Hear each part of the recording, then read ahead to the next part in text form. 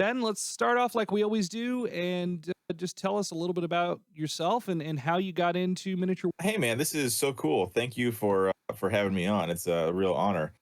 Yeah, I'm in the scope of things sort of new. I've been in and around the hobby for about 6 years now. I had a buddy wrote me in with Sigmar back in the day, which we never played a full game or a full game correctly, but I had a lot of fun.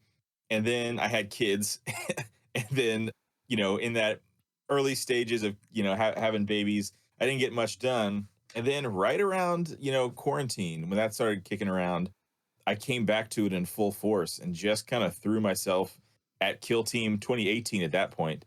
And then it was just a slippery slope from then where I've got my fingers in a lot of different, tabletop pies at this point.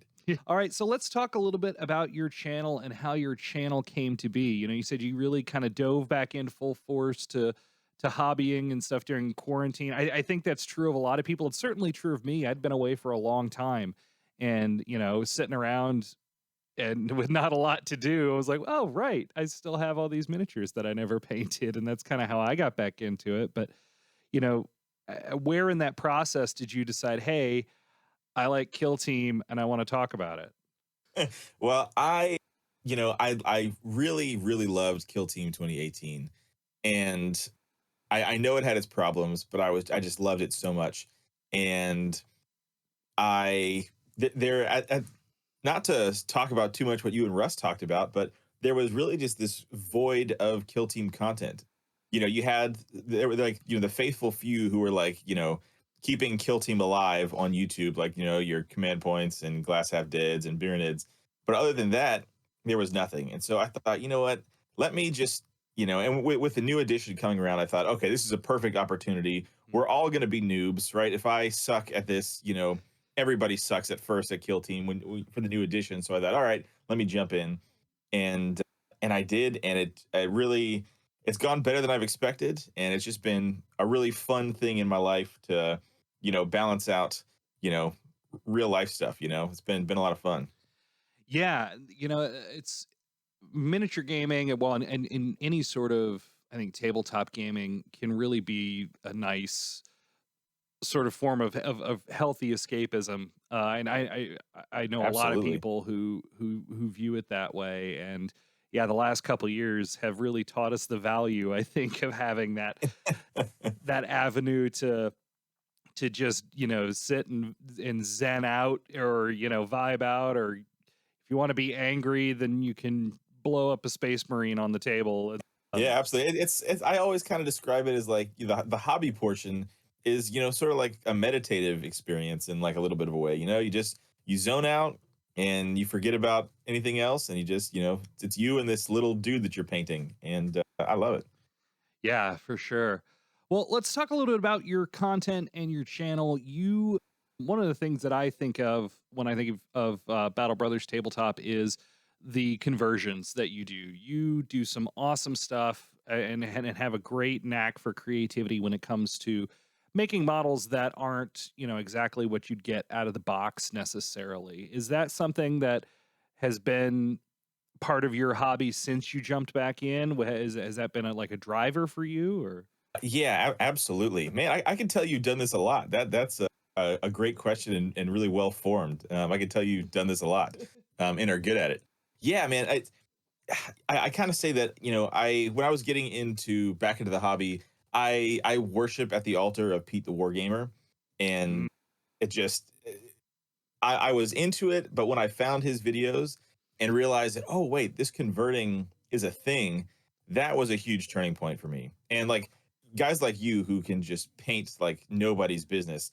I am not a great painter, but I kind of cover that up and hide it with like, well, yeah, but I put the time into converting and stuff like that. I would And disagree. I think your paint jobs are very good. oh, that's very generous of you. That's very generous. Thank you. Well, and the trick to having stuff that looks good, especially when you're in a situation like we are, where you can pick the angles, is what Marco Frazzoni describes as hiding your crimes. So, I love it. you get to pick the lighting, you get to pick the angle. That's great. Yeah, and that's the other thing is, when your models are you're shooting them close up and putting them on the internet, it's like, oh well, I better make sure these don't totally suck, you know, Yeah. and yeah, so I've kind of like tried to carve out a little niche within a niche within a niche, right? Because you have like, wargaming, then you have Warhammer, then you have Kill Team, and it's like, well, I'll be the Kill Team converting guy over here, and so yeah, so to the long roundabout answer to your question is yes, the converting is a lot of what keeps me in the hobby and gets me excited to play with teams. Right on. So I think you're still in the midst of your Warp Coven challenge, right? That's still going on as we're talking. Yes, if I've had kind of a crazy week, yeah, a couple weeks, but yeah, the video will at the time of recording, the video should be out by the time anybody's listening to this, and that's been a real slog because I passionately dislike Thousand Suns, and like I'm Team Magnus. I think Magnus was right. I am in that boat, but just the whole aesthetic. So I've had to I've cut a lot of corners, and I gave people like fire hair instead of helmets, and you know kind of like Legion of the Damned, Ghost Rider vibes, Okay. and that's been super fun. And I try to always up my sculpting game. I'm really trying to be a better green stuff sculptor and stuff like that. So yeah, always trying, man, trying to get better. Yeah, well, I mean, we collaborated on that Vostroyan video, and I just I love the mustaches that you did on those guys. They're just so delightfully over the top, as they should be, you know. Thank you, man. Thank you. Yeah, the mustaches are a big hit. That like almost, funnily enough, nobody cares about the big fuzzy hats. It's all about the mustache, and so I love it. Well, I think part of that is because that you did the hats in such a way that like they're absolutely believable that like this is just part of the model, but Games Workshop does not sculpt mustaches like that. So No, but they should, shouldn't I they? mean, I think you make a solid case for it. Man, thank you. So, all right. Well, on the kill team front, do you have a favorite team that you actually like to put out on the table right now? I know you've been working on quite a few and you've gone to an event or two, big events. And what's your favorite thing to put on the table at the moment? Man, my favorite is Compendium Imperial Guard. That's my favorite. You're Oh yeah, man, my Scions and even the mixed guard is really good. And it's simple enough to where I don't have to, stress out so much. Like Vet Guard for me is a stressful team to play. There's a lot of synergies to keep track of, and so Compendium Guard is good enough that you can do honestly okay against a bespoke team. You're not going to crush them or anything, but they're a decent team and they're easy to run. So that's for sure my favorite. And my favorite version of that, like you said, is the 10 Scions. Definitely, Yeah, well definitely. that was one of your early videos as I recall was talking about that team. Or you did a That series of videos. Yeah, I made a Scions video, and that's kind of what really helped the channel out in the early days. Is custodies were a big problem back Mm. then, Oh yeah. and it was like how to beat custodies, like an idea of maybe how to, and it just kind of the algorithm really liked it and pushed it. And so for me, I mean, the scope of things, it's just another video on YouTube, but for my channel, it did really well, and you know, so that was pretty cool. Yeah, I think that video for me was oil washes. My oil wash video is like got Oh yeah, five man. times the views of anything else on my channel. And it's just like just every time you make a video now, we're just like anxious, like trying to catch the high that we did with. Yeah, well, for the most part, I think it's kind of a slow and steady wins the race sort of deal, and Yeah, man. noticing Yeah. gradual growth, and then you'll get a big spike here, and I think I got really lucky when I did the interview with Oss, and then when his mod dropped, that it happened the hype around Horus Heresy was real big because they just had the big Adepticon announcement and all that stuff, and so Oh yeah. Horus Heresy as a search term on YouTube was was doing real well there for a week or so. Man.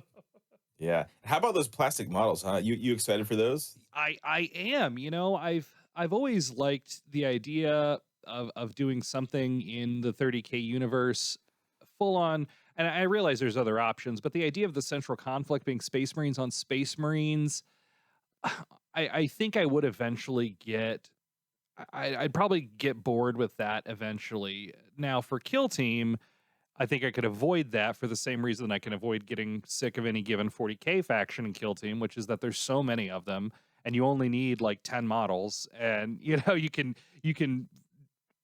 kind of magpie around and and play whatever you feel like at the moment without getting really stuck in and feeling worn out on any single faction. I had to set my Templars aside for, gosh, probably a month or so, just because I was like, ah, I just cannot paint another set of black power armor right now. Yeah, that's I totally get that. I've heard that from a lot of Black Templar players. It's just like, okay, I got to shake this up somehow. I gotta, Well, I gotta black quench is, this thirst. yeah. I mean, I've talked a little bit on my channel about painting black and how I paint black for my rank and file. But I mean, the truth of the matter is, I'm still, even though I've got that video up and it's still how I do my rank and file. Every time I pull out a Black Templar's character, especially, like I'm always trying something different. It's like, okay, how can I make painting black more interesting for me, more interesting visually? Because it is just, while it looks really cool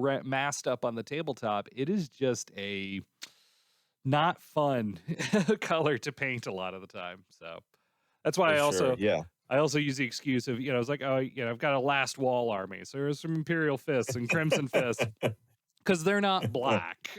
Right. Yeah. So, And yeah, I love that. Your your main army is difficult to paint, so you pick famously a very difficult chapter to paint: yellow Imperial Fists. I those, need something easier to paint. yeah, Let's go yellow let's go with power armor. yellow. Well, and that's one of the things too, is that it's yellow gets a bad rap, and I did a video on yellow that actually hasn't done all that well, but I've got an idea for how to do another video that goes over a few different ways of approaching yellow. I think it's because we don't, the Citadel or even any of the other big manufacturers, they don't tell you why certain paints and pigments behave differently. Yellow is a very transparent color, or translucent color, in acrylic at least. And so you've got to be like, what you put under it matters a lot. And nobody tells you that, except like Marco Frazzoni and Vince Venturella. Those guys tell you. But Gotcha. we're looking at the tutorials, and if you look at the box art of like with Imperial Fists or anything else yellow on there, they don't tell you how to do that. That you're working up from a brown or a dark red or something like that is Right. going to make your Right. life 1,000 times easier than starting over black, because yeah, yellow and orange, super translucent colors, which once you realize that, you can really use it to your advantage. So anyway, I'm talking a lot about what I'm doing and my Oh, hey, content. please, man, please. I'm good, man. It doesn't bother me at all. By the way, what kill team are you liking right now? Oh, I haven't gotten to play in a while. Actually, I'm about to take a trip. By the time this comes out, I'll probably be down in Texas in the Dallas area visiting fam. My brother lives really close to a shop called Texas Toy Soldier. That's a really well-regarded shop. I've been there. Oh I went wow. down there last time I was there. So it is a really cool place. So I'll probably get some games in. And I have to make a decision on what I'm taking down, right? Because I can only take so Man, many. yeah. I think I'm going to take my novitiates, just because I really enjoyed the process of making those. And if I'm going, it's one of those things like going to a new place, into a new community, I want to be able to slap down these models that look really unique and distinct from Yep. anything. It's like, yeah, check Yep. these out. Bit of a Yeah, I flex, mean, but those models have, I mean, I've seen, since you posted your video on those, I have seen a handful or two of Novitiate's team that are kit bashed in a very similar way. People saw that, and I think you really started a, sparked a fire that's inspired like I said, quite a few people I've seen online well, doing a good. very similar vibe. Well, and it wasn't a huge leap for me to make mentally, because I explained in my video on kit bashing them why I didn't want to use the actual novitiates models. I just didn't like the look of them. I love sisters, didn't like the novitiates. So yeah, but the Cawdor Redemptionist box had recently come out, and I was like, ooh. Yeah, so So, good, dude. So good. Love them. and they're just covered in fire. And how is, and I think I was It's a reading. great team too. Novitiates are great. Well, that's the other thing Boy, too. are they frustrating to play against. Oh my lord. I mean, I'm sure I'll be terrible with them because I mostly sat hammer. So I paint and sat hammer is 90% of my hobby Very experience. relatable. Very relatable. Other than you've got the Warp Coven challenge, as we're recording, probably out by the time this video goes up. But let's take a look into the crystal ball for what projects you've got in your head, or maybe have even started some of the steps on, and what people can look forward to seeing from you? Oh man. Oh man. Well, a peek behind the curtain is a little scary. I am You don't want I to you s- don't commit yourself to anything, right? I definitely have some ideas. I definitely have. I'm never in a shortage of ideas, but I am always, short on organization. I feel that. But I really want to do. I'm actually what? Okay, I've started a team of Wormblade.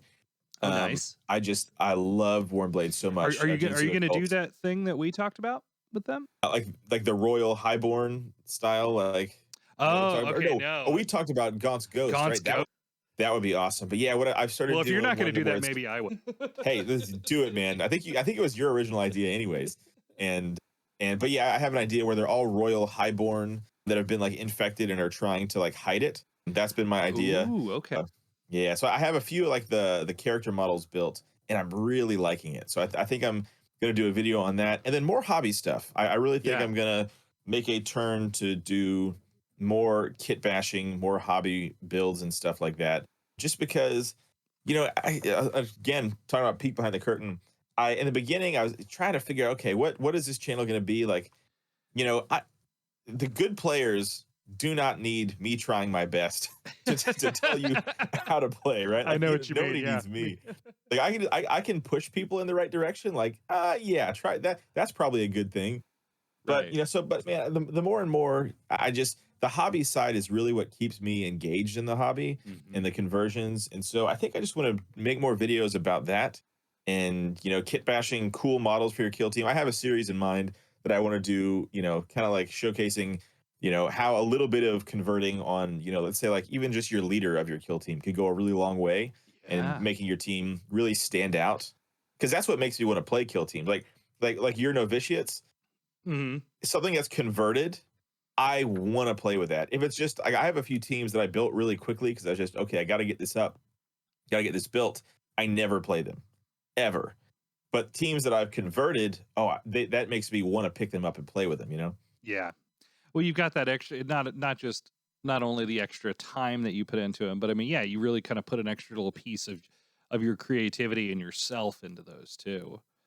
Absolutely, yeah, So, yeah, I yeah, know for what you sure. mean. You know what I was, did up the Void Guard recently, and there were some things I was like, oh man, it'd be really cool to get some like other Dark Eldar bits or something like. It was like no, but the content cycle demands these are the new releases. I've got to get them up.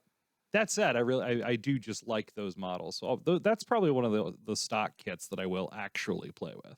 That's the thing, man. Is they're still unbuilt for me because I was thinking, okay, what can I do to these guys? How can I convert them?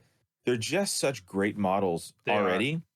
What are you going to add to them? They're just, I mean, they're beautiful. I just don't know what I would add that would, not make them suck.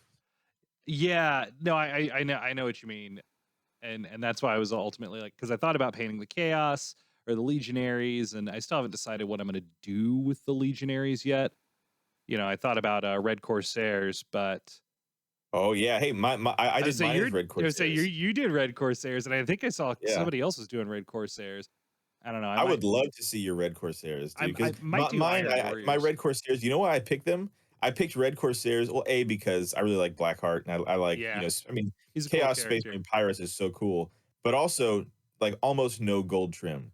That's like the main decision is because there's almost zero gold or silver trim. Yeah, I prime them black, I dry brush them, and then I add some red in, and I can just bang them out like super quick. yeah. So I would love to see your Red Corsairs, man. That'd be dope. Yeah, Legionaries are fun though. Legionaries are very fun. For a bespoke team, they're an easy team. They're an easy bespoke team to kind of walk into, similar to orcs. Like the commandos, I feel are Mm-hmm. a bespoke team that you can kind of pick up and get the hang of. Whereas, let's say you pick up novitiates or Or Vetguard, yeah. like yeah, there's a lot to keep track of. But there are a few bespoke teams, which I think is good that there's a spectrum there.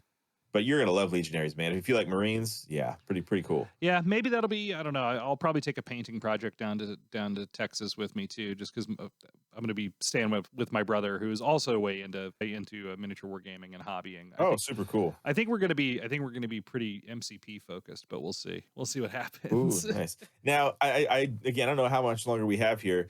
what Long as you is want. your as long as I want? Oh, that's dangerous. MCP, right? You've been tempting me. A few other guys have been tempting me.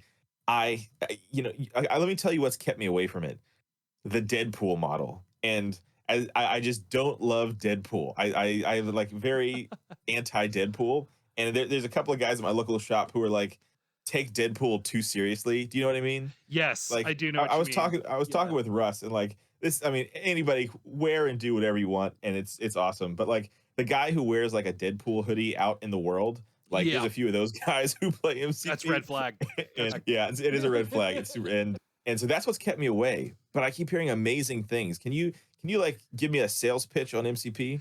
Well, I mean, for me, it's probably a little bit different than it is for a lot of people, just because I've, in the last few years, even post like phase three MCU, I've just kind of had a resurgence into my partially pandemic related too, into my, teenage years in comic book days. And I Mm. was always a big Marvel guy.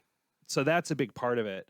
And being able to actually take that stuff onto the table is something that I've never really been able to experience in this way before. Like 40K was almost Oh the other wow. way around for me. It started with the tabletop experience and all the fun that I had with that, and then I learned, and built into the lore gradually.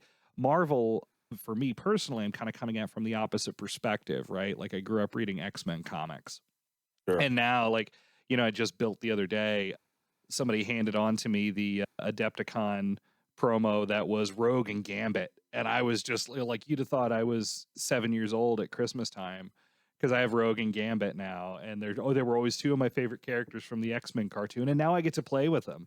As far as the actual gameplay itself, it's also got it's got a lot of the things that Kill Team 21 has going for it. Alternate activations, and that sort of thing. That's kind of the standard in everything that isn't AOS or 40K basically at this point. And you combine that with kind of the iconic characters and some of their iconic abilities. Destructible terrain is a big one. So, Oh yeah, yeah. You can, like throw cars, right? you can throw cars. And my brother was telling me, so I just finished painting Hulk. He's got She-Hulk. One of the things I want to do when I go down there, because he doesn't have Hulk, is if you put them in an affiliation, if you put them on a squad together, Hulk and She-Hulk, they have this power where they can literally pick up an apartment building and throw it at someone. Oh my gosh, that's hilarious. So, Oh, like that's that's that right there is the only sales pitch I ever needed. You should have led with that. yeah, if you get Hulk and She-Hulk, you can throw an apartment building at someone. And yeah, Wow, throwing that's cars is awesome. standard fare. Like Doc Ock can throw cars. Hulk obviously can. Rogue has a throw. I don't know if hers. Yeah, I think Rogue can throw a car.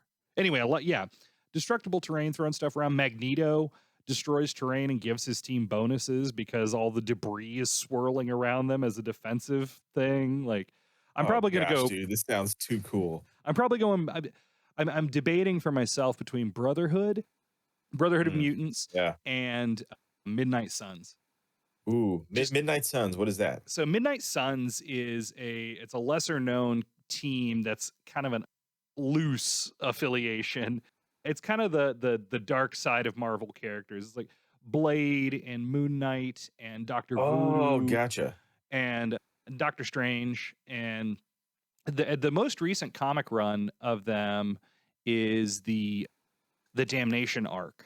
Basically, Mephisto takes over Las Vegas, and Oh uh wow, that's super dope.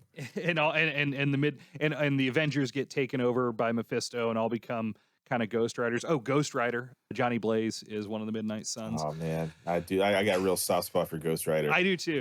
I mean, when you're like 12 years old, there's nothing cooler than a flaming skeleton on a bike. Like that's the Yeah. dopest thing in the world. I think Ghost Rider. I was trying to think back, if not the first, an issue of Ghost Rider was at least one of the very first comic books I ever bought. Wow.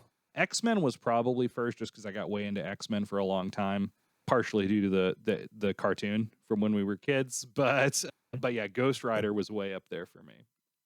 Yeah, super cool, man. I'm gonna have to give it a shot.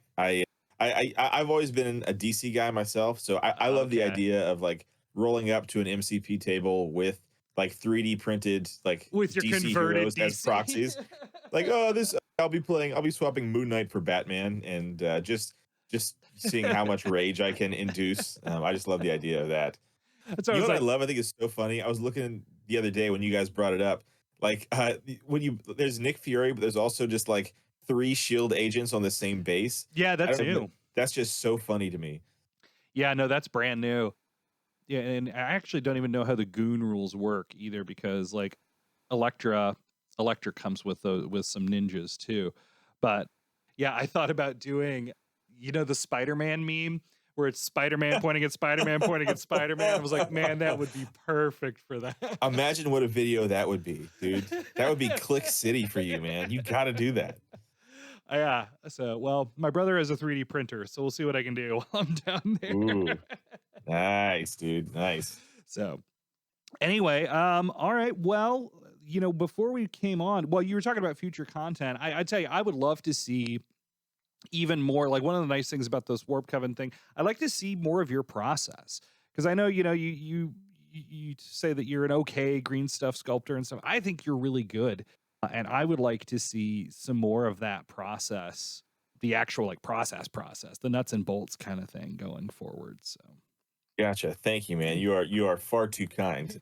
You know, that is of my own content. That's a big critique I have, is that I tend to hobby, like when inspiration hits, I'll do something and then I'll realize, oh man, I wish I would have filmed that, you know? Yeah. And so something that was different for me is the Inquisitor video that I did that kind of tied in with Command Point, Ryan from Command Point. Yeah. Yeah. He challenged me, and I kind of documented almost that whole process.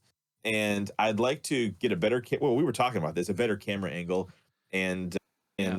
and do more of the hobby stuff, and kind of maybe not quite tutorials, but at least like, here's me doing a thing, and done. You Yeah. mentioned Pete the Wargamer early on, and I mean, Pete is awesome. Man, he just like everything, like when he did his Raptors kill team back in the day, like Oh that yeah, yeah. just rocked my world. I With was just I the was early pouches into kill team, everywhere. and it just, oh my gosh, dude, his all his ideas, and I love how he does. I mean, I could gush about Pete the Wargamer forever. How he takes, like, what was the last thing?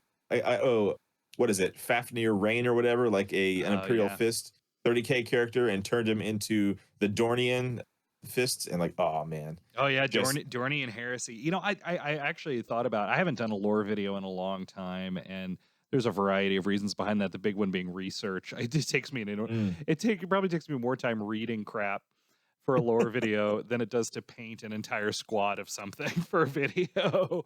Uh, Oh wow, dude, jeez. well, and people were like, "Oh, your lore takes are it's more than surface level." And I'm like, "Yeah, there's a reason I discovered that Luton only comes out with a video like once every 2 months." It's like you got to read a lot of shit. Well, and here's the thing. Let me compliment you. Your lore videos, and totally makes sense. Really stand out because, and I won't name anything because I'm no shade to anything, but a lot of lore channels tend to be like, wait, are they reading from like a Literally reading the Wikipedia? wiki. Yeah. Like literally reading word for word, and yours are super not that. Yours are really engaging, and like you said, deep takes, and I know it takes a lot of work, but it really, you can absolutely tell that a lot of work goes into it. Yeah. Well, I'm thinking I've actually started a script, and we'll see if I get there.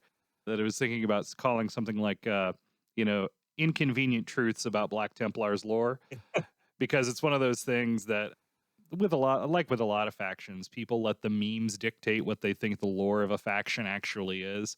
And Yep, that's interesting. I've gotten into heated discussions with people like over on the Implausible Nature Discord who insist that the Black Templars have always been religious, and it's simply not true.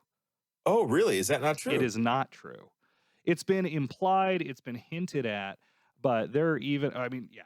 Like I said, I've got a whole, I am doing that level of research for a video about explaining a lot of things about the Black Templars. And They started out as not religious zealots. Is that what you're saying? well, in everything but name. So, I mean, they've always been kind of what they are, and that they've always been fanatical in enforcing the emperor's will, as it were. But it Hmm. wasn't. It was still the imperial truth kind of thing, which was also never Gotcha. stated explicitly. But if you go back into the old Black Templars Codex from 4th edition, there's no mention of the God Emperor. Hell's Reach, same deal. No mention of the God Oh, Emperor, wow. at least not out of a Black Templar's mouth. But at the same time, Grimaldus tells the Crone of Invigilata that, he's been approved by the ecclesiarchy or whatever, just like all chaplains. But the way he says that implies that all chaplains of all Space Marine chapters go through that. Basically, I guess I don't know. It's just weird. Interesting. Yeah.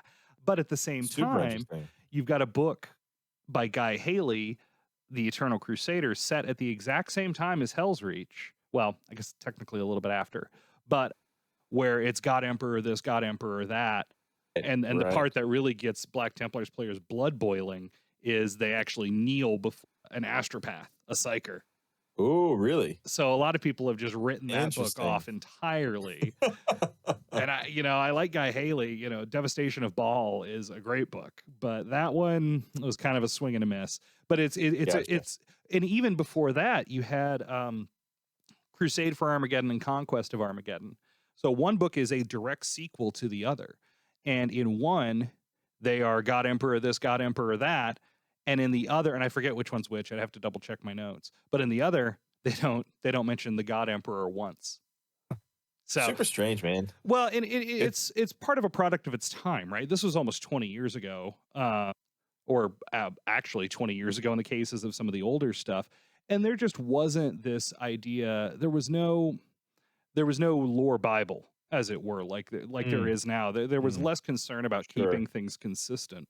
Because you go back to almost like it was just a bunch of dudes getting paid to write books, huh? and now we've come to expect this level of consistency and continuity. And there was no Kevin Feige, I guess would be the way to put it. Great. And there very much is now. And I forget who it is, but it's somebody who's been around for a long. I want to say at one point it might have been Jervis Johnson, but I believe he's passed now. But anyway, yeah, they have now this idea that they don't want to break continuity, which they still do sometimes. Exactly. Well, that's because it's all they easy write off. It's all propaganda, man. It's all imperial propaganda. Which they came it's up. Not their fault. They came up with the best cop out in the world for retconning things or just screwing up the lore. Is like, oh well, you can't trust anything these people say. I was like, I mean, you're not wrong. Not our fault. You're not wrong, but you gotta love it, man. You gotta love it. The Terminatus Decree or whatever it is. I saw somebody speculating about that on some group earlier today about what happens. The group of radical inquisitors whose plan is to ultimately kill the emperor because they believe he'll resurrect and probably destroy Earth in the process. And yeah, there's just that one. Yeah, I think Oculus Imperia did a video about that. Who's another. If you've never checked out Oculus Imperia, it's a really cool lore channel. He does it kind of in character, not in character, but like in universe, like as someone who lives in the 40K universe, talking about all this. Who's, some imperial scribe or something like that, who has access to all this forbidden stuff. And actually, I might be familiar with that. Now that you mentioned all that, I think I might be familiar. Yeah. And I haven't watched Oculus Imperia in a long time. I should go back and see what else he's been doing, because I just loved the style. And of course, Luton, when it comes to 40K lore videos, Luton is just the GOAT. That guy. Oh, yeah, absolutely. He's the one who inspired me to do my lore videos the way I do.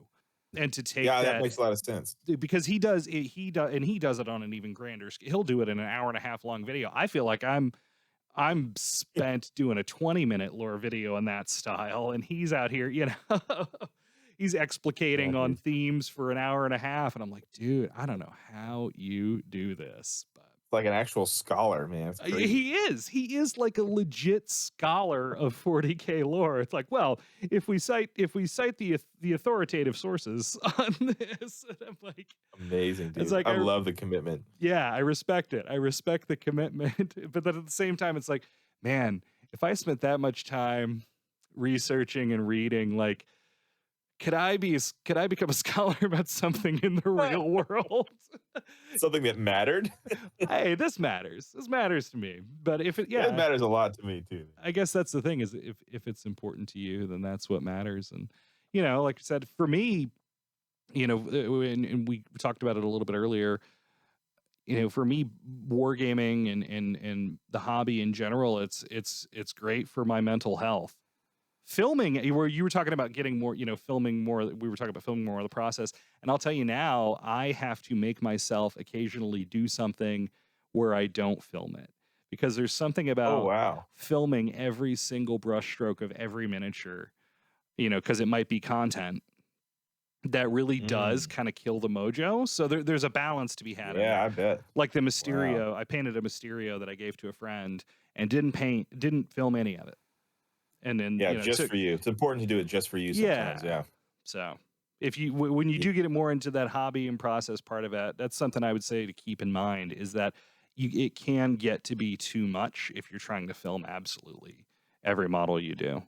So, Yeah, absolutely. Yeah, and I'm right there with you, man. Like, not to over sentimentalize it or anything, but I mean, wargaming has become, I think most people who are into it like we are would agree, but I mean, it kind of becomes an important part of your life, right? Hobby always takes a backseat to important things, but sure. a hobby can be an important thing. Like you said, Hmm. kind of keeps me sane sometimes. And, the hobbying is like the biggest part of that for me. It's just, I love sitting at my desk and gluing little toy soldiers together, and it's simple. And like I said, yeah, I think you touched on it earlier. Just kind of touches back on childhood fun, and it's a good Absolutely. time, man. I love it. It's become a important part of my recreational life. Yeah, absolutely. And I talked about a little bit of that with Russ too. And one of the things that I loved about some of his narrative videos in particular is, got that, was a Storm Raven, or whatever it is, the interceptor that nobody actually uses, but he's like Right. waving it around across the. And I'm like, that is just the greatest thing I've ever seen. It's amazing. It's like, yeah, you said it so well. It's like so campy, but also just well enough done to Yeah, sell it. and it's And I self-aware. mean, Like he knows it's it, campy. if anybody needs to up their video game, it's Russ. I've been trying to coach him on the side. He just really needs to put more effort into those videos, and he he'll get threw there one day. he threw a It's little okay. shade at you. I know you said you only got about halfway through that video. He called you That's out a where I little bit. turned it off. Oh, That's okay. where I shut it off. Yeah, I heard that and I shut it off. And I picked up the phone and berated him. Yeah, I don't know what time it is over there in England, but And I it's the don't wrong care. time for sure. And yeah, but no, Russ is great, man. He's all we do is we try to talk about something serious, and then we just go into a bit for too long. And but he's great, man. And your chat with him is great. As soon as we're done, I'm gonna go finish it because it was a lovely chat. Yeah, when we start talking about Dungeons and Dragons. Can't wait. Yeah, that's something that I sort of missed out on, man. I really I was kind of in and around it, but I never had like a community of folks my age or period to play it, Mm. and that's sort of something I missed out on. Yeah, well, I mean, it's one of those things that it's become. I don't. It hasn't become like mainstream, but Sort of has, yeah. it's much bigger than it ever was when we were kids. That's for darn sure. Hmm. I actually just recently had an event here where we did an intro to D&D and held it at the local airplane hangar that's also an arts venue, basically. So it's a great space. But yeah, we had like, 10 or 12 people show up, and the age range was like 12 to mid 50s for people That's who, super cool. and the people in their 50s, for the most part, they were people who had played 30, 40 years ago, That's wild. in AD&D first edition, second edition, or whatever. And then they're like, oh Wow. yeah, and it turns out they were like, oh yeah, it's the rules are a little bit different now, but it's the same game. Like, you're still running around killing monsters and having fun with your friends. And so it was a really Yeah. cool experience, and I hope to do something like that again soon. I'm hoping to do something in the not too distant future that incorporates wargaming into that too, which is why I'm kind of trying to get a move on some of the Mm. MCP stuff. I got to paint some Warcry stuff. And my goal would be to have a table, like a table or two of Kill Team, a table of Warcry, a table of MCP, maybe some like Warhammer Underworlds, and then maybe some. What was you before? Right before we went on, you were posting some pictures in your Discord of some stuff you'd been working on. I guess I didn't make the connection that you were working on stuff for this other game that's related to Morkborg. Can you talk about that for a second? Yeah, man. There's this guy, and his Instagram, I believe, is AK Summers, and he's just a really incredible hobbyist, and he's also in the Battle Brothers Discord, and his models, there's something about what he does that I don't think I've ever liked anybody's conversions more than his. They're just so good. And he was posting these pictures like of this weird like monkey priest like riding a donkey, and I was like, what is this? This is the coolest thing I've ever seen. And so yeah, it's called Forbidden Psalm, and it's like, I guess Morkborg kind of do this thing where they will third party license out kind of some of their, I don't know, rules or whatever, so you can kind of pull it apart and do your own thing. And that's what this is. It's a 5 model skirmish game, but in the Mork Borg world, and it's so vibey and lethal, and you might cast a magic spell or your fingers might explode. And Okay.